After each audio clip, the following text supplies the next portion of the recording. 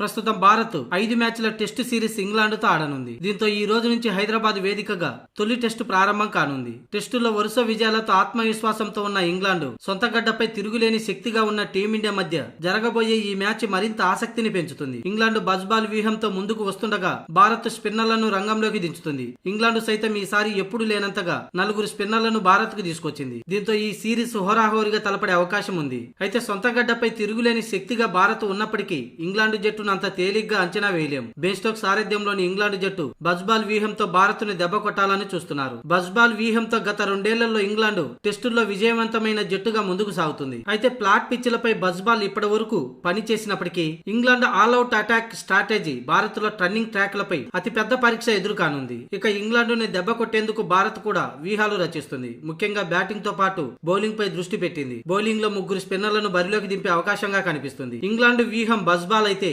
Team India వ్యూహం spin ball. దీంతో Bazball versus spin ball మధ్య గట్టి పోటీ పడనుంది. ఇదే విషయంతో టీమిండియాలో ఈ రోజు జరిగే తొలి టెస్ట్ మ్యాచ్ కి 3 స్పిన్నర్లతో బరిలోకి దిగే అవకాశంగా కనిపిస్తుంది. ఉప్పల్ పిచ్ లో మొదట బ్యాటింగ్ కు అనుకూలిస్తుంది, ఆ తర్వాత స్పిన్నర్లకు అనుకూలిస్తుంది. దీంతో టాస్ గెలిచిన జట్టు ఖచ్చితంగా ముందుగా బ్యాటింగ్ ఎంచుకునే అవకాశం ఉంది. గత 2 సార్లు భారత పర్యటనలో స్పిన్ ను ఎదుర్కోవడంలో ఇంగ్లాండ్ టీం ఘోరంగా విఫలమైంది. అశ్విన్, జడేజా, కుల్దీప్ యాదవ్, అక్షర్ పటేల్ రూపంలో ఇంగ్లాండ్ కు కష్టాలే. ఇక అంచనా ప్రకారం తొలి టెస్టులో ప్లేయింగ్ 11 ఇలా ఉండే అవకాశం ఉంది. అయితే ఈ తొలి టెస్ట్ మ్యాచ్ కి టీమిండియాలో విరాట్ కోహ్లీ లేకపోయినప్పటికీ భారత్ బలంగానే కనిపిస్తుంది. రోహిత్ శర్మ, యశస్వి జైస్వాల్ ఓపెనర్ గా బరిలోకి దిగడం ఖాయంగా కనిపిస్తుంది. అలాగే ఫస్ట్ డౌన్ లో శుభమన్ గిల్, ఆ తర్వాత శ్రేయస్ అయ్యర్, కేఎల్ రాహుల్ 4-5 స్థానాల్లో బ్యాటింగ్ చేసే అవకాశం ఉంది. ఇకపోతే కీపర్ కమ్ బ్యాటర్ గా కేఎస్ భరత్ కు తుది జట్టులు ఆడే అవకాశం రానుంది. దీంతో మొత్తంగా ఈ 6 మంది బ్యాటర్లు. ఇక స్పిన్ ఆల్రౌండర్లుగా రవీంద్ర జడేజా, రవిచంద్రన్ అశ్విన్, అలాగే అక్షర్ పటేల్ ఈ 3 తుది జట్టులో ఉండే అవకాశం ఉంది. అటు బ్యాటింగ్ లోను ఇటు స్పిన్ బౌలింగ్ లోను టీమిండియాకు కలిసి రానుంది. ఇక ఫాస్ట్ బౌలర్ల విభాగంలో